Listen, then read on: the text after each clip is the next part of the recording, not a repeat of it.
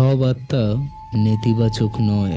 হ্যাঁ, ঠিকই শুনছেন। আজকে মৌমিতা সরকার তার জীবনের একটা এরকম ঘটনা আমাদের মেডিটালাইজেন্ট গল্প জাংশন ও হরর পডকাস্টে শেয়ার করতে এসেছেন। হাই মৌমিতা, আমি আর বেশি কথা বাড়াচ্ছি না। আমি তোমাকে এটাই বলতে চাইছি, তুমি তোমার ঘটনাটা শুরু থেকে শুরু করো। Friday suspense.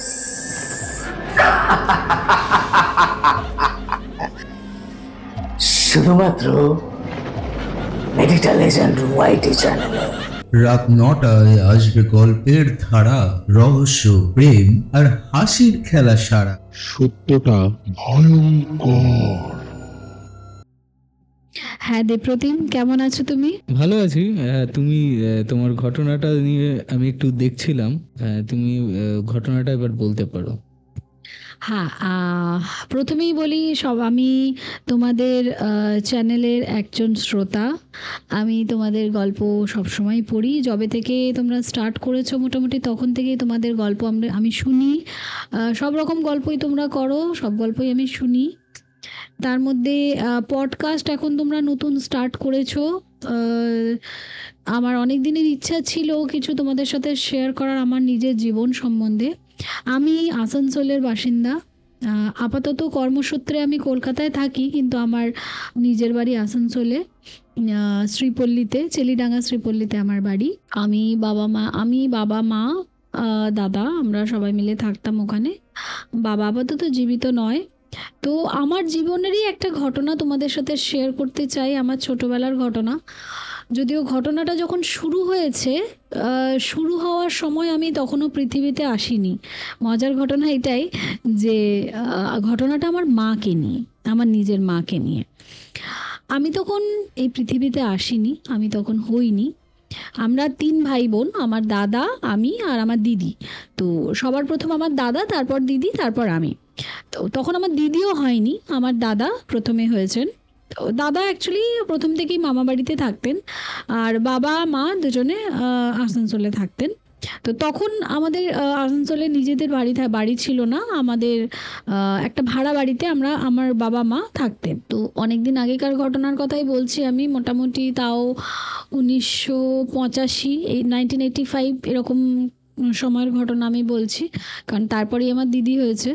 তো 87 আমার দিদি হয়েছে, তাই আমি জানি ঘটনাটা নিয়ার অ্যাবাউট 85 বা 84 এরকম ঘটনা। ঘটনাটা আমি আরও ভালোভাবে এই কারণেই বলতে পারি, কেননা আমার হওয়ার পরেও ঘটনাটা চলেছে, মানে বন্ধ হয়নি, কন্টিনিউ হয়েছে। সেজন্য আমি ঘটনাটা জানি, আর সেই জন্যই তোমাদের সাথে শেয়ার করতে এসেছি। তো শুনেছি মায়ের মুখে বা বাড়ির লোকে সবার মুখেই শোনা। একদিন সন্ধেবেলা আমার বাবা বাস স্ট্যান্ডার্ডে চাকরি করতেন, ওয়াগেন, যেটা ওয়াগেন এখন ওয়াগেন সেলের আন্ডারে হয়েছে। তো তখন বাবা চাকরি করতেন, তখন সেলের আন্ডারে ছিল না। তো বাবা বাস স্ট্যান্ডার্ডে চাকরি করতেন, এবং বাবা ডিউটি থেকে ফিরে এসে বাবা আর মায়ের দুজনেরই খুব ইচ্ছে ছিল, সেই আগেকার দিনে আমরা ওই ক্যাসেট সিস্টেম ছিল না, টেপ রেকর্ডার, ওটার মধ্যে গান শোনা। তো বাবা মায়ের খুব ওইটা একটা পছন্দের জিনিস ছিল। তখন নতুন নতুন সংসার, তো সেরকমভাবে বিশাল কিছু জিনিস ঘরে ছিল না, বাট ওই টেপ রেকর্ডারে গান শুনতে বাবা মা খুব ভালোবাসতেন। তো কোনো এক সন্ধ্যায় আমার বাবা মা গান শুনছিলেন, আর যেই বাড়িতে ওনারা ভাড়া থাকতেন সেই বাড়িতে আরও অনেকজন ভাড়াদার ছিলেন, তাদের মধ্যে আরও 2জন বাবার সাথেই চাকরি করতেন। তো তারাও এসে ওখানে গান শুনছিলেন, বসে বসে গল্প করছিলেন সন্ধ্যের সময়। আর রীতিমতো হালকা হালকা বৃষ্টি হচ্ছিল। তো বৃষ্টি হওয়ার পর তখন অনেকটা রাত হয়ে গেছে, লোডশেডিং। আগের দিনে, মানে এখনও আসানসোলে লোডশেডিং প্রচুর হয়, তবু আগে আরও বেশি হতো। তো যেহেতু ঝিরঝির করে বৃষ্টি হচ্ছিল, তো সেহেতু কারেন্ট ছিল না। ঠিক আছে, এবার কারেন্ট ছিল না বলে সবাই বসে বসে ওই ব্যাটারি সিস্টেম টেপ রেকর্ডারে গান শুনছিল, বসে বসে গল্প করছিল। গল্প করতে করতে অনেকটা সময় চলে যায়, মোটামুটি 9:30 পৌনে 10টা বাজে। তখন বাবা বলে, আবার তো সকালে ডিউটি যেতে হবে, তো খেতে দাও। মা বলে, ঠিক আছে, গানটা বন্ধ করো, ঘরটা ঝাড় দিয়ে খেতে দেবো। এবার কি হয়েছে, ঘরটা মোটামুটি ফাঁকা, ঠিক আছে। এবার ঘরের যেরকম চারখানা কোণ থাকে, এবার যেই বাড়িটাতে আমার মা বাবা থাকতেন ওই বাড়ির পেছনে একটা গাছ ছিল। আমি গাছটার নাম বললে আমি জানি না দর্শকরা শ্রোতারা বুঝতে পারবে কি না। গাছটার নাম শিশু গাছ, ঠিক আছে? শিশু গাছ বলে একটি গাছ ছিল। তো মানে মাদের ঘরের দক্ষিণ কোণে ওই গাছটা ছিল, ঠিক আছে? এবার মা ঝাঁটাটা নিয়ে রীতিমতো ঝাড় দিচ্ছে, চারিদিকে ঝাড় দিয়েছে। ঝাড় দেওয়ার সময় দক্ষিণ কোণে যখন ওই ঝাঁটাটা দিয়েছে, ঝাঁটাটা যখন দক্ষিণের কোণার সাইডটাতে লেগেছে, তখন হঠাৎ করে ঝাড় দিতে গিয়ে মায়ের হাত থেকে ঝাঁটাটা পড়ে যায় এবং মা আ করে এরকম একটা সাউন্ড করে জাস্ট স্টপ হয়ে যায়। আর কোনো কথা নেই, একদম স্ট্রেট হয়ে দাঁড়িয়ে স্টপ হয়ে যায়। এবং তখনও আমার বাবা আর আমার বাবার সাথে, যেটা বললাম যে আমার বাবার সাথে আরও যারা কাজ করতেন তারাও বসে গল্প করছিলেন, তারাও ওখানে ছিলেন। ওরা বলেন মানে যেহেতু আসানসোলের বেশিরভাগ বাসিন্দাই হিন্দিভাষী, ঠিক আছে, ওখানে বাঙালি খুবই কম। তো ওখানে ওরা সবাই বলতে লাগে ক্যা হুয়া ভাবি কো ক্যা হুয়া। তখন বাবা বলে, আমার মাকে ডেকে বলেন কি হয়েছে গো, কি হয়েছে? তো না, মা না কোনো সাড়াও দেয় না, আর মা পেছন ফিরেও তাকায় না। মা কন্টিনিউ ওরকম ভাবেই দাঁড়িয়ে থাকে। এবং যখন এবার মানে আমার বাবা যখন মায়ের সামনে যায়, পেছন থেকে মাকে যখন ডাকে, মানে যখন জাস্ট গায়ে টাচ করে, তখন মা চিৎকার করে ওঠে, ওই রকম ভাবে করে চিৎকার করে ওঠে এবং পুরো হাত পা পুরো একদম কড়া হয়ে যায় রীতিমতো, আর পুরো মানে স্টিফ হয়ে যায় পুরো বডি, আর চোখগুলো পুরো লাল হয়ে ঠিক করে বেরিয়ে আসার মতো অবস্থা। সেহেতু এবার বাবা ভয় পায় না, বাবা আমার খুব সাহসী ছিলেন, তো বাবা ভয় পেতেন না। তো বাবা প্রথমে বুঝতে পারেন না কি হয়েছে। বাবা বলছে ইয়ার্কি মারছো নাকি, রাত্রেবেলা অন্ধকারের মধ্যে কারেন্ট নেই, ইয়ার্কি মারছো তুমি? নিয়ে বাবা নাড়াতে যায়, বাবা কিছুতেই নাড়াতে পারে না মাকে। মানে মা রোগা, আমার মা এখনও খুব রোগা, তখনও রোগাই ছিলেন খুব। মাকে এক হাতেই নাড়ানো যায়, সেই মাকে নাড়ানো যাচ্ছে না, ঠিক আছে? এবার বুঝতে পারে না কিছু। তখন যারা আরও ওরা ছিল, ওরা তখন বলে নেই ভাইয়া কুছ তো হুয়া হ্যাঁ ভাবি মে গড়বড়, আপ वैसा मत करिए, हम बगल में से चाची को बुलाते हैं। চাচি বলতে ওখানে মানে যে বাড়িওয়ালি তাকে সবাই চাচি বলতো, ঠিক আছে? তো চাচিকে ডাকতে বললো। তো বাবা বললো ঠিক আছে ডাকো, মহিলাকে ডাকলে ভালো। ওনাকে ডাকতে, ওনাকেও ছুতে দেয় না, ওরকমই রুদ্রমূর্তি। এবার সবাই কি করে, কি বলে গঙ্গা জল দিতে, গঙ্গা জল দিচ্ছে, আরও চিৎকার করে উঠছে। গঙ্গা জল যখন দিচ্ছে তখন একটু শান্ত হচ্ছে, যখন গঙ্গা জল গায়ে ছেটাচ্ছে তখন একটু শান্ত হচ্ছে, তার কিছুক্ষণ পরেই আবার শুরু করছে। এবার সেই রাতটা একটা বিভীষিকার রাত ছিল, ঠিক আছে? কেউই ঠিকমতো ঘুমাতে পারছে না, আর কেউ নিজের ঘরেও যেতে পারছে না, মানে ওই ঘর ছেড়ে কেউ ঘরেও যেতে পারছে না, এতটাই ভয় লাগছে, ঠিক আছে? এবার কি করবে কিছু বুঝতে পারছে না। এইটা মানে স্টার্টটা কখন হয়েছিল, মানে সন্ধ্যা হয়ে যাওয়ার পরে না একদম রাতের দিকে? না সন্ধ্যা না, আমি ওই যে বললাম না ঠিক 9:30 10টা বাবা বললো খেতে দিতে, ঠিক খেতে চাইলো। তারপরে আরেকটা কথা বলতে ভুলে গেছি, আমার বাবা মানে এখন যেটা বলা হয় না কন্ট্রাকচুয়াল আন্ডারে কাজ করা, একটা হয় পার্মানেন্ট, একটা কন্ট্রাকচুয়াল। তো আমার বাবা বাস স্ট্যান্ডার্ডে তখন কন্ট্রাকচুয়াল, মানে আমাদের আসানসোলে সেটাকে বলা হতো ঠিকাদারের আন্ডারে কাজ করা। তো আমার বাবা কন্ট্রাকচুয়ালে ছিলেন তখন, ঠিক আছে? এবার সারা রাত ওরকমভাবে কাটানো হয়, সারা রাত মোটামুটি অনেকেই আমাদের ঘরেই ছিলেন। পরদিন সকালবেলা আমার বাবার এক বন্ধু ছিলেন, শ্যামল বলে ওনার নাম, শ্যামল কাকু। তো শ্যামল কাকু বলেন আমার বাবাকে, ভাই চল আমার কাছে একজন তান্ত্রিক আছে, বৌদিকে ওনার কাছে নিয়ে চল। মা কিন্তু তখন নর্মাল, সকালে কিন্তু নর্মাল, সকালবেলায় রীতিমতো রান্নাবান্না করেছে, সব কিছু করেছে নর্মাল, কোনো প্রবলেম নেই। পুজো আচ্চা, যেমনি আমার মা প্রচুর পুজো আচ্চা করতেন, তো পুজো আচ্চা করেছেন, সব কিছু করেছেন, কোনো সমস্যা নেই। তো বলেছে চল তান্ত্রিকের কাছে। তো বাবা বলেছে ঠিক আছে নিয়ে যাব। মাকেও নিয়ে গেছে। মাকে যখন নিয়ে গেছে, সিম্পল মা, একদম সিম্পল, কোনো অসুবিধা নেই, ঠিক সুস্থভাবেই গেছেন মা। ওখানে ঢুকেছেন, ঢোকার পর ওখানে অনেকজন বসেছিলেন, মানে মোটামুটি 8-10 জন ছেলে বসেছিলেন, মানে জোয়ান, মানে বয়স কম ছেলে বসেছিলেন। সবাই বলে আমি দেখব। তো যিনি তান্ত্রিক ছিলেন, তান্ত্রিক কি মানে কোনো মন্দিরে ছিল না মানে কোথায় ছিল? তান্ত্রিকের বাড়ি গেছিল? হ্যাঁ তান্ত্রিকের ওটা বাড়ি, নিজস্ব বাড়ি, ওনার ওটা চেম্বার ছিল। মানে আগেকার দিনে ওরকম মন্দিরে কেউ কোনো তান্ত্রিক বসতো না, মন্দিরে পুরোহিতই বসেন। উনি তান্ত্রিক ছিলেন, পার্টিকুলার তান্ত্রিক ছিলেন, মানে ভূত সৎকারাত্মক তান্ত্রিক যাকে বলে সেটাই। তো মা যখন ওখানে পা রাখে তখনই তান্ত্রিকের কিছু একটা সমস্যা হয়। তখনই উনি প্রথমেই বলেন, আমার বাবার যে বন্ধু শ্যামল কাকু, ওনাকে ডেকে উনি প্রথমেই বলেন যে দেখ ভাই, আমি চেষ্টা করব, কিন্তু যে জিনিস আছে আমার মনে হয় না আমি ওনাকে কিছু করতে পারবো। তো শ্যামল কাকু বলে কেন, এমন কি আছে? বলছে দেখ, নর্মাল ভূত বা কোনো কিছু হলে আমি ছাড়াতে পারতাম, কিন্তু এটা কোনো নর্মাল ভূত নয়, আমি পারবো না, তাও আমি চেষ্টা করব, আমি জানি না আমারও ক্ষতি হতে পারে, বাট আমি চেষ্টা করব।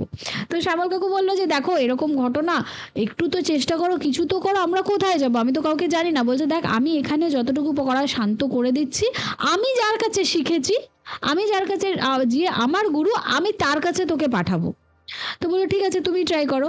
এবার ওখানে যে ছেলেরা বসেছিল ওরা বলে আমরা দেখব। তখন যিনি তান্ত্রিক ছিলেন উনি প্রথমেই বলেছিলেন যে দেখো তোমরা এখান থেকে চলে যাও, অসুবিধা হতে পারে, তোমরা ভয় পাবে, অসুবিধা হতে পারে, চলে যাও না। এবার রক্ত গরম হলে যেটা হয়, বলে না না আমরা দেখবো, আমরা দেখতে চাই। ঠিক আছে, এবার কিচ্ছু না, মাকে শুধু বলেছে একটা দেওয়ালের দিকে, মানে একটা দেওয়াল, নর্মাল সামনে দেওয়াল, বলেছে দেওয়ালের দিকে মুখ ফিরিয়ে, পেছনে তাকাবে না, দেওয়ালের দিকে মুখ ফিরিয়ে সোজা দাঁড়িয়ে থাকো।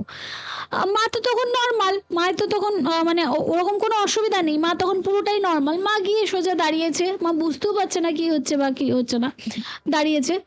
এবার উনি ধুনো জ্বালিয়েছেন, ঠিক আছে, ধুনো জ্বালিয়ে ধুনোর মধ্যে কিছু একটা দিয়েছেন, দিয়ে ওই ধুনোটা মায়ের জাস্ট পা থেকে উপর অব্দি ওঠাতে গেছে, জাস্ট কোমর অব্দি উঠেছে। মা যখন ঘাটটা ঘুরিয়েছে, মোটামুটি 90 ডিগ্রি ঘাটটা ঘুরিয়ে জাস্ট চোখগুলো বেরিয়ে এসছে, আর ওই সেম সাউন্ড করে, যে সাউন্ডটা উনি ফার্স্ট দিনে করেছিলেন সেই সাউন্ড, ঠিক আছে, ওই চোখ, ওই সাউন্ড আর ওই ঘাড় ঘোরানো দেখে ওখানে যতজন ছেলে ছিল সব কটা পালিয়ে গেছে। আর উনি যে ওই ধুনোটা, ও অ্যাকচুয়ালি ওই ধুনোটা ওনাকে মাথা অবধি তোলার ছিল, তান্ত্রিকের নিজেরও সাহস হয়নি যে উনি লাস্ট অবধি করবেন, উনি ওখানেই ধুনোটা ছেড়ে দেন। ধুনোটা আলটিমেটলি মাথা অবধি পৌঁছাতে পারলো না। না, সেই সাহসটা ওই তান্ত্রিকের হয়নি, ওই ধুনোটা মাথা অবধি উনি পৌঁছাতে পারেননি, ওখানেই ছেড়ে দেন। তো ছেড়ে দিয়ে রেখে বলেন ক্ষমা করে দাও বা সামথিং কিছু একটা বলেছিলেন, ক্ষমা করে দাও, শান্ত হও, গঙ্গা জল দেওয়া হয়, মা আবার নর্মাল হয়ে যায়। দেন তারপর উনি বলেন যে ওনার যে গুরুদেব আছেন, যেটা প্রথমেই বললাম, ওনার গুরুদেব আছে, ওনার গুরুদেবের কাছে নিয়ে যাওয়ার কথা। এবার গুরুদেবের কাছে দেখুন সব কিছুরই একটা খরচা আছে, ঠিক আছে, এইগুলো ফ্রিতে হয় না।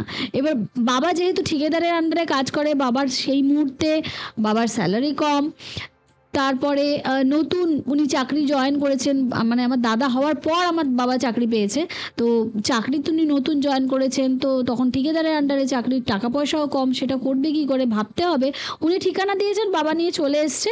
এবার মায়ের কি হতো, আমার মা সন্ধেবেলায় ওই যখন সন্ধে দেয়, সব যেরকম সন্ধে হয় বাড়িতে, তো আমাদের বাড়ির সামনে তুলসী গাছ ছিল, ওই তুলসী গাছে গোল গোল ঘুরে মা হরিনাম করতো। সেই টাইমটাতে যদি মাকে কেউ টাচ করে দিত বা কোনো কিছু যদি এসে লাগতো, মায়ের ওরকম হতো, প্রায় হতো। এবার তারপর একদিকে ভালো হলো কি, ওইটা হওয়ার পর আমার বাবা পার্মানেন্ট হয়ে গেলেন চাকরিতে, জবে, মানে যে অর্থ অভাবটা ছিল আমাদের, সেই অর্থ অভাবটা চলে যায়। বাবা পার্মানেন্ট হয়ে গেলেন চাকরিতে, গভর্নমেন্ট সার্ভিস চাকরি হয়ে গেল, পার্মানেন্ট হয়ে গেলেন উনি, কোনো অসুবিধা নেই। তারপর আমার দিদি মা আবার কনসিভও করলেন, মানে তখন কিন্তু আর সেকেন্ড তান্ত্রিকের কাছে যাওয়া হয়নি, মাঝে মাঝে হতো। হ্যাঁ, হওয়ার সময় ওনার একটা ছিল কি, উনি বলতেন, সবাই ধরুন সবাই বসে আছে, সবার মাঝখানে বলতেন দেখো তো খুব সুন্দর একটা ধুনোর গন্ধ আসছে না, জাস্ট এই কথাটা একবার বলতেন হঠাৎই, হ্যাঁ হঠাৎই, মানে সবার মাঝখানে ধরুন 10 জন বসে আছে মহিলা, 10 জনের মাঝখানে উনি হঠাৎ বলতেন দেখো তো খুব সুন্দর একটা ধুনোর গন্ধ আসছে না, জাস্ট এই একটা ওয়ার্ড বলতেন, ওয়ার্ড বলে চুপ হয়ে যেতেন, তারপরে ওনাকে আর কথা বলানো যেত না, ওরকম হতো। তারপরে গঙ্গা জল দিয়ে নর্মাল করা হতো। তারপর আমার মা কনসিভ করে, দিদি হয়, কোনো অসুবিধা হয়নি। দিদি হওয়ার মোটামুটি 10 বছর পর, 10 না 7-8 বছর পর আমি হই, কোনো অসুবিধা হয়নি। এবার কি হতো ঘটনাটা, মায়ের যখন এগুলো হতো, পুজো করতে করতে হতো বা কখনো কখনো কোনো কিছুতে হতো, তারপর আমরা নোটিস করি যে মায়ের যখন যেটা হয়, কোনো কিছু যখন ভুল হয় না, মানে ধরুন আপনার বাড়িতে কোনো ক্ষতি হতে চলেছে, আপনার বাড়িতে কোনো অঘটন ঘটতে চলেছে, সেই অঘটনের মুহূর্তে কিন্তু ওই জিনিসটা হতো মায়ের, মানে কোইন্সিডেন্টলি ভাবে জানানো হতো যে কোনো কিছু একটা ভুল হচ্ছে সেটা জানিয়ে দেওয়া হতো। তো আমি হওয়ার পর না, আমি হওয়ার আগে মাকে ওই বাবা তো তখন পার্মানেন্ট হয়ে যায়, বাবা ওনাকে নিয়ে যায় ওই তান্ত্রিকের কাছে। ওই তান্ত্রিক অনেক কিছু করে। ওই তান্ত্রিক বলতে কোন তান্ত্রিক, মানে সেই গুরু, সে মানে সেটা কি আসানসোলেরই? হ্যাঁ, উনি আসানসোলের নন, উনি আসানসোল থেকে আরেকটু যেতে হয়, পারবেলিয়া বলে একটা জায়গা আছে, ওইখানে উনি বসতেন। ঠিক আছে, ওনার চেম্বার ছিল। উনি কামরূপ কামাখ্যা থেকে দীক্ষিত আর কি। ঠিক আছে, তো ওনার কাছে নিয়ে যাওয়া হয়। তখন উনি প্রথমে বাবাকে জিজ্ঞেস করেন, উনি কি আপনার কোনো অসুবিধা করছেন? তখন বাবা বলে, না অসুবিধা তো কিছু হয়নি। বলছে, তাহলে আপনি ওকে ছাড়াতে চাইছেন কেন? বলছে, না আমার ওয়াইফ হচ্ছে যে একা শুতে পারে না। হ্যাঁ, আরেকটা কথা আপনি স্কিপ করে গেছি বলতে বলতে, যেহেতু সত্যি কথা বলতে আমার এরকমভাবে বলা অভ্যাস নেই, তো তাই কিছু ভুল ত্রুটি হলে ক্ষমা করবেন। মাঝখানে একটা বলতে ভুলে গেছি, আমার মা না একা শুতে পারতেন না, এমনি কোনো অসুবিধা হতো না, কিন্তু যখনই একা শুতেন তখনই মায়ের বুকের উপর একটা কালো বিড়াল, মানে পুরো কালো, নিশ কালো যেটাকে বলে, পুরো কালো কুচকুচে বিড়াল মায়ের বুকের উপর ওঠে। যেরকম সন্তান মায়ের দুধ খায় সেরকম দুধ খেত, আর মা সেই ভয়ে নড়তে পারতো না। সেই জন্য মা কোনোদিন একা শুতে পারতো না। মানে যখন আমার দিদি হয়নি। এটা কি মানে কালো বিড়ালটা কি মানে সত্যিকারের কালো বিড়াল, না সেটা ভাবছে? এবার দেখুন, সত্যিকারের না মা ভাবছেন সেটা তো আমরা বলতে পারবো না, কারণ আমাদের চোখের সামনে সেটা হয় না। মা যখন একা থাকে তখন হয়। ঠিক আছে, এবার হতে পারে মা সেটা হ্যালোসিনেট করতো, বা হতে পারে সেটা সত্যি, সেটা আমি বলতে পারবো না। যাই হোক, মা একা শুতে পারতো না, বলতো খালি যে একটা কালো বিড়াল এলে। কিন্তু হ্যাঁ, একটা জিনিস সত্যি, যে বাচ্চারা দুধ খাওয়ার পর দেখবেন দাঁতে যদি কামড়ে দেয় তো দাঁতের একটা দাগ থেকে যায় স্তনের মধ্যে, সেইটা কিন্তু থেকে যেত। তার মানে ঘটনাটা নিশ্চয়ই সত্যি, উনি একা যখন আছেন সেটা নিশ্চয়ই সত্যি। তো যাই হোক, এইটা হতো। তো তখন বাবা ওই তান্ত্রিককে বলেন যে এইটা হয় যে উনি ভয় পান, একা থাকতে পারেন না। তো বলছে, একা রাখবেন না, অসুবিধা কি, আপনি ছাড়াতে চাইছেন কেন? বলছে, না কোনো কিছু, এইটা আমার ছোট মেয়ে আছে, ছোট বাচ্চা মেয়ে, আমি ডিউটি চলে যাই, একাও ভয় পায়, কারণ তখন আমি খুবই ছোট, আর আমি মাঝে মাঝে ভয় পেতামও, সত্যিই ভয় পেতাম। মায়ের ওরকম রূপ দেখলে আমি প্রচুর কান্নাকাটি করতাম। আর আমি আমার বাবার সব থেকে প্রিয় সন্তান ছিলাম, যেহেতু ছোট তার উপর মেয়ে, খুব প্রিয় ছিলাম। তো আমার বাবা বলতো যে খুব ভয় পেয়ে যায় মেয়েটা। বলছে, কেন ভয় পায় কেন? তো আমাকে তান্ত্রিক ডাকলেন, জিজ্ঞাসা করলেন, তুমি ভয় পাও কেন, মাকে ওরকম দেখে তুমি ভয় পাও কেন? আমার মনে নেই, আমি তখন অনেকই ছোট, তো আমি কি বলেছিলাম আমার মনে নেই, বাট আমি বলেছিলাম যে মাকে ওরকম দেখলে তো ভয় লাগবেই। তো বলেছিল, ভয় পাওয়ার কিছু নেই, মায়ের কাছে যেটা আছে ভালো আছে। আর আপনাদেরকেও বলছি, এটাকে ছাড়াবার চেষ্টা করবেন না, এটাকে ছাড়ালে কিন্তু আপনার ক্ষতি হয়ে যাবে, আর আমি যদি ছাড়াই তাহলে আমার তো ভীষণ ক্ষতি হয়ে যাবে। এবার সেই হিসাবে আমরা আর সেরকমভাবে ছাড়ানোর চেষ্টা করিনি। এবার কিছু কিছু ঘটনা যেরকম বলি, এটা ওপেন ফোরামে বলা হয়তো ঠিক নয়, তাও বলছি, মানে ভালোর দিকটা বলছি। আমার মামা বাড়ির ওখানে আমার মা আর আমার মাসি দুজনে একসাথে জায়গা কেনে, বলে বাড়ি বানাবে। এবার আমার যে দুই মামা ছিলেন, তার মধ্যে বড় মামা, দুজনের মধ্যে কেউই চাকরি বাকরি করেন না, মানে আমার মা আর মাসির জমিতে চাষবাস করে মানে জীবনযাপন করতেন। তখন ওনারা তখনকার দিনে ওই গ্রামে, আসানসোলে নয় কিন্তু আমার মামা বাড়ি অন্যদিকে, হুগলি জেলায়। তো ওখানে মামা বাড়িতে ওই যেটা হয় না, কন্ট্রাক্ট দিয়ে দেওয়া হয় রাজমিস্ত্রিকে। তো রাজমিস্ত্রিকে যখন কন্ট্রাক্ট দেওয়া হয় তখন কথা হচ্ছে আর কি, মানে সবাই বসে মোটামুটি আমার মা, বাবা, মাসি, মেসো, ছোট মামা, বড় মামা, আরও আমার দিদা, আরও 2-3 জন, সবাই মিলে প্লাস কন্ট্রাক্টর, মোটামুটি 10-12 জন মিলে মানে কথা বলছে, আলোচনা করছে। আলোচনার মাঝখানে হঠাৎ মায়ের ওরকম হয়। তখনও আমরা বুঝতে পারিনি যে আমাদেরকে ঠকানো হচ্ছে বা আমাদের সাথে কোনো ভুল হচ্ছে। ওইখানে কিন্তু উনি সাড়া দিয়েছিলেন, জানিয়েছিলেন যে যেই কন্ট্রাক্টর তোরা এনেছিস তোদেরকে লুটতে এসছে। বিশ্বাস করবেন না, অনেকটা জায়গা আমার মা আর মাসির অনেকটা জায়গা, মানে যে জায়গাটাতে আমাদের বাড়ি করা হয়েছে, আজকাল 1 কাঠা জমিতে সবাই কত সুন্দর ঘর বাড়ি নিচ্ছে। আমাদের মোটামুটি 9.5 কাঠা থেকে 10 কাঠার মতো জায়গা, ঠিক আছে, মাত্র 2টো রুম, কোনো কিচেন নেই, কোনো বাথরুম নেই, এরকমভাবে বানিয়েছে। আর প্রচুর টাকা লস হয়েছে। ঠিক আছে, প্রথমে ওখানে সংকেত দিল, মানলো না, হলো। আমার দিদির জীবনে একটা ঘটনা ঘটে। আমার দিদির জীবনে সেই সময়ও আমার দিদিকে নিয়ে যখন আলোচনা হচ্ছে সেই সময়ও ওই সিচুয়েশনে আবার মায়ের ওরকম হয়, কেউ কেয়ার করেনি। আজ আমার দিদি পৃথিবীতে নেই। সেই ঘটনা অন্যদিন আপনাদের সাথে শেয়ার করব, কেন নেই বা কী নেই, কী জন্য নেই সেটা পরে শেয়ার করব। বাট ওই ঘটনার সময়ও কিন্তু সতর্ক করা হয়েছিল, আমার দিদি পৃথিবীতেই আজ নেই। এরকম অনেক ছোট বড় ঘটনা আছে। আমার বাবার চাকরি নিয়ে অনেক সমস্যা হয়েছে, তার আগেও মানে মায়ের কাছে যিনি ছিলেন উনি জানিয়েছেন, তখনও ওরকম হয়েছে, আমরা বুঝতে পারিনি, বাট ক্ষতিটা হয়েছে। তো এরকম অনেক ঘটনাই হয়েছে। কেন ক্ষতি হচ্ছে কেন?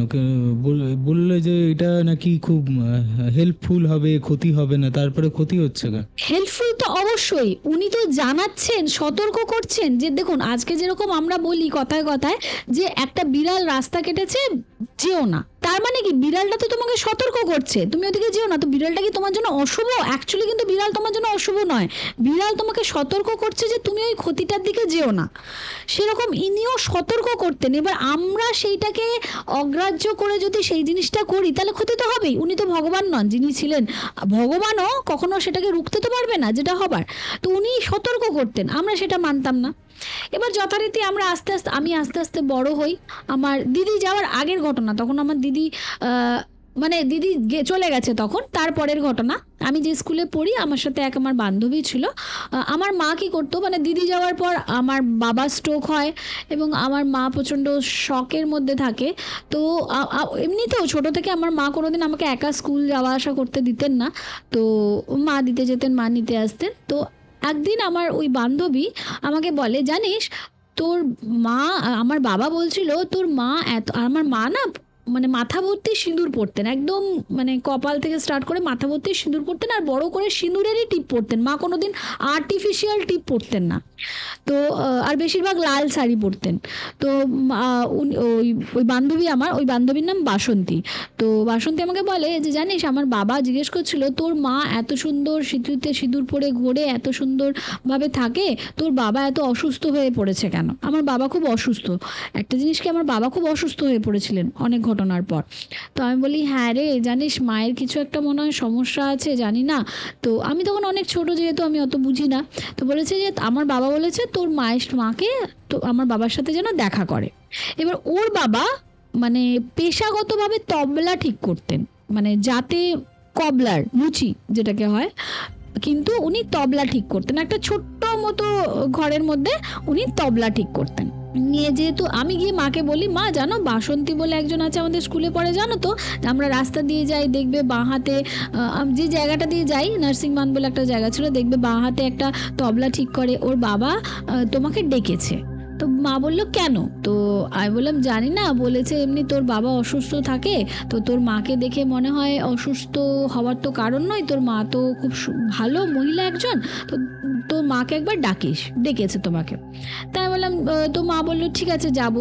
পরদিন যখন স্কুল গেছি তখন মা ওনার সাথে দেখা করেছে, তখন ওই ভদ্রলোক বলেছেন আচ্ছা আপনার কাছে তো একটা জিনিস আছে, আপনি কি জানেন? তো মা তখন বলেছে মানে কি বলতে চাইছেন? বলছে আপনার সাথে একটা জিনিস আছে, আপনি সেটা জানেন না, আপনার সাথে সবসময় ঘোরে, আপনার সাথে সবসময় থাকে।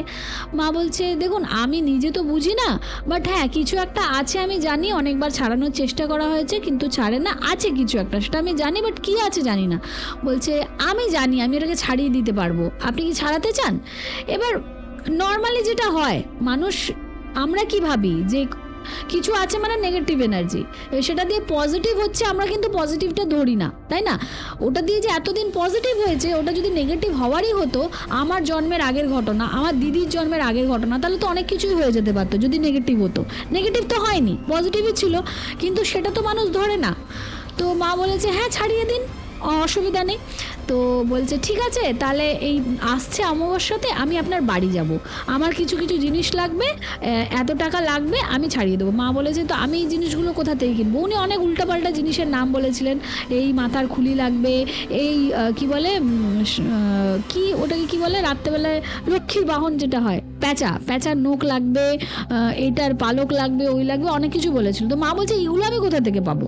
বলছে ঠিক আছে আপনার দরকার নেই, আমি জোগাড় করে নেবো, আমি করব। ঠিক আছে। আমি তখন মা যখন পরে আমাকে বলল যে এরকম আসবে, ওরা এরকম করবে, আর বলেছে তুই যেন বাড়িতে না থাকিস। তুই বাড়িতে থাকবি না। আমি বলছি কেন, আমি থাকবো না কেন? বলছে না, বাড়িতে থাকা চলবে না, কোনো বাচ্চাকে বাড়িতে থাকা চলবে না। ঠিক আছে। আমার সেদিনকে কোইন্সিডেন্সলি আমার এক বান্ধবীর দিদির বিয়ে ছিল। তো আমি আগে না আমার হাতে, আমি যেহেতু ড্রয়িং শিখতাম, আমি মেহেন্দি পড়াতে ভালোবাসতাম। তো দিদির বিয়ে নাকি বিয়ে আগের দিনের ঘটনা, তো আমি গিয়ে সেদিনকে মেহেন্দি পড়াচ্ছি, কিন্তু আমার মন পড়ে আছে বাড়িতে।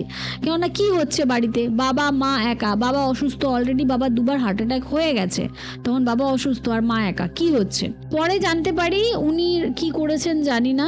উনি প্রথমে তো আমার এক পাশের বাড়িতে আমার এক দাদা ছিল, উনি আমাদের খুব হেল্প করতেন, খুব হেল্পফুল ছিলেন উনি। তো ওনাকে বলেছেন যে আপনাকে একটা জিনিস দেবো, সেটা পুরো বাউন্ডারির 4টে কোণে আপনাকে গেঁথে রাখতে হবে, কিন্তু পেছন থেকে আপনাকে কেউ ডাকবে, ভয় পেলে চলবে না, ঘুরলে চলবে না। তো ওই 4টে জায়গায় গাঁথতে গিয়ে আমার দাদার ঘাম ছুটে গেছে রীতিমতো। ওকে মানে প্রচুর ক্ষতি করার চেষ্টা করেছে, তাও যেহেতু ওর রাশি ভারী বা সামথিং কিছু, সেজন্য মোটামুটি আলটিমেটলি করেছে। করার পর সব কিছু করেছে, মা প্রচুর চিৎকার করেছে, কি করেছে আমি জানি না। আমি শুধু পাশের বাড়ির লোকেদের মুখে শুনেছিলাম যে মায়ের চিৎকার শুধু শোনা যাচ্ছিল, যে করে যে চিৎকারটা করতো, সেই চিৎকারটা শুধু শোনা যাচ্ছিল। আর লাস্টে একবার বলে গেছিলো একটা কথা, যে খুব ভুল করলি আমাকে এখান থেকে সরিয়ে দিয়ে, এই কথাটা লাস্ট অব্দি বলেছিল। বলার পর উনি একটা খাবার তৈরি করেছিলেন, বলেছিলেন যে একটা নিশ কালো বিড়াল কুকুর আসবে আপনাদের গেটের বাইরে, গিয়ে দিয়ে আসুন। তখন ওই দাদাটা বলে আমাদের এখানে কালো কুকুর আছে, ও রোজই খেতে আসে, ওকে খাওয়ালে হবে? তখন ওই ভদ্রলোক হেসে বলেন আপনাকে কাউকে খুঁজতে হবে না, আপনি গেটটা খুলুন, দেখুন কালো কুকুরটা বাইরে দাঁড়িয়ে আছে। দাদা যখন গেটটা খুলে, দাদা নিজেই অবাক হয়ে যায় যে ওই কুকুরটা কিন্তু আমাদের পাড়ার কুকুর নয়, মানে আমাদের পাড়াতে কিন্তু কোনোদিন ওকে দেখা যায়নি কোনোদিন, ঠিক আছে? আর পুরো গায়ের মধ্যে কোথাও অন্য কোনো কালারের স্পট ওই কুকুরের গায়ে ছিল না, টোটালটাই কালো, চোখ দুটোও কালো, পুরো কালো ছিল, ঠিক আছে? ইভেন শুনলে হয়তো অবাক হবেন, নখ কখনো কালো হয় আমি দেখিনি, ওই কুকুরটার নখটাও কালো ছিল, ঠিক আছে? এবার যখন খাওয়ানো হয়, ও খেয়ে চলেও যায়, তারপরে আর কোনোদিন ওই কুকুরকে দেখা হয়নি। তারপর আমাদের ঘরে তাণ্ডব কাকে বলে, তারপর আমার বাবার আবার হার্ট অ্যাটাক হয়, ওই যে চলে যায়, তারপর আমার বাবার আবার হার্ট অ্যাটাক হয়, বাবাকে ভিআরএস নিতে হয়, বাবার এরকম অবস্থা হয় যে আমাদের ঘরে অর্থের এত অভাব যে আমাদের কিচ্ছু নেই, আমার পড়াশোনা বন্ধ হয়ে যাওয়ার মানে জোর। তারপরেই আমার দিদির মানে জীবনহানি হয় আর কি, মানে দিদি চলে যায় পৃথিবী ছেড়ে। তারপরে আরও অনেক ঘটনা, আমার সাথে তো অনেক ঘটনাই ঘটেছে, সেইগুলো আমি এই মুহূর্তে মানে ব্রডকাস্টে বলতে চাই না। আমার সাথে অনেক ঘটনা ঘটেছে, মানে সেই যে শুরু আমাদের দিন খারাপ হওয়ার, আজ পর্যন্ত আমরা মানে ঘুরে দাঁড়াতে পারিনি, মানে যেই অভাব আমাদের শুরু হলো তারপর থেকে আমরা ঘুরে দাঁড়াতে পারিনি। তো আমি এটা বুঝেছি যে উনি যতদিন ছিলেন আমাদেরকে প্রোটেক্ট করেছেন, আমাদের ক্ষতি উনি কোনোদিন করেননি।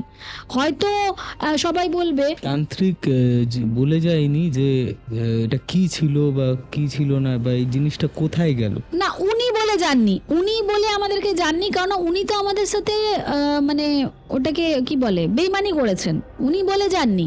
কিন্তু পরে যখন আমরা দেখিয়েছি তখন আমরা জানতে পেরেছি যে ওইটা নাকি বলা হয় ব্রহ্মদৈত্য ছিলেন উনি, পজিটিভ এনার্জি একটা, ঠিক আছে?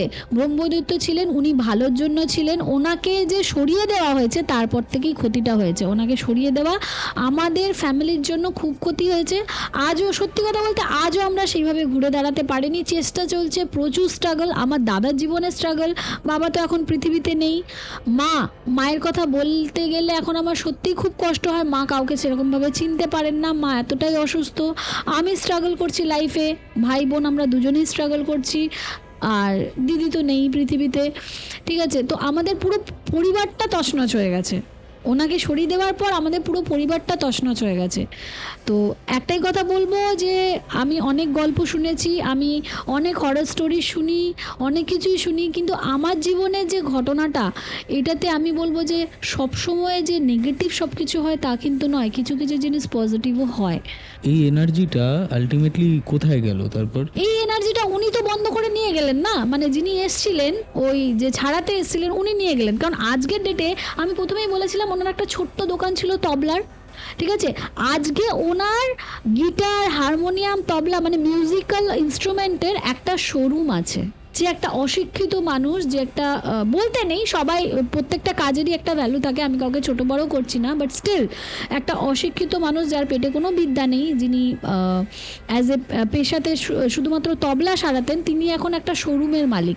তার মেয়ের বিশাল বড় ব্যবসায়িক বাড়িতে বিয়ে হয়েছে, ঠিক আছে? মানে যেই মেয়েটা আমার বান্ধবী ছিল, তার সেই মেয়ের এক বিশাল ব্যবসায়িক বাড়িতে বিয়ে হয়েছে, ওষুধের হোলসেলার, তার বাড়িতে বিয়ে হয়েছে। মানে আমাদের পুরো ভালোটা ওনারা নিয়ে গেছেন, কিন্তু আমরা তো আর কিছু করতে পারবো না, কারণ উনি তো আমাদেরকে জিজ্ঞাসা করেই নিয়েছেন। হ্যাঁ, আমাদেরকে উনি বলেননি যে আপনাদের ভালো হচ্ছে, ভালোটা খারাপ হবে, সেটা বলেননি, সেটা আমাদের সাথে বেমানি করেছেন উনি, বাট আর তো কিছু করার নেই, আমরা যা হারাবার হারিয়ে ফেলেছি। তাই একটা কথা বলবো, সব এনার্জি যে নেগেটিভ হয় তার কোনো মানে নেই। ঘটনাটা শোনার পরে এটাই মনে হলো যে সব মানে এনার্জি নেগেটিভ ইম্প্যাক্ট ফেলে না, আর তোমাদের থেকে হয়তো না জানিয়ে সব কিছু নিয়ে নিয়েছে। আর হ্যাঁ, দেখি এরকম কোনো স্টোরি বা এরকম কোনো এক্সপিরিয়েন্স আমাদের অডিয়েন্সের কারোর কাছে আছে কিনা, তাহলে তারা শেয়ার করতে পারে। এই মেডিটাল এজেন্ট হরর পডকাস্টের অফিসিয়াল মেল আইডিটা ডেসক্রিপশন বক্সে দেওয়া আছে।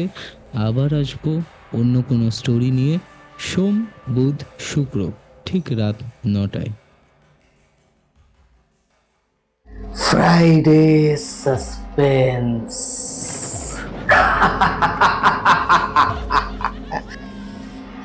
শুধুমাত্র মেডিটাল এজেন্ট ওয়াইটি চ্যানেলে।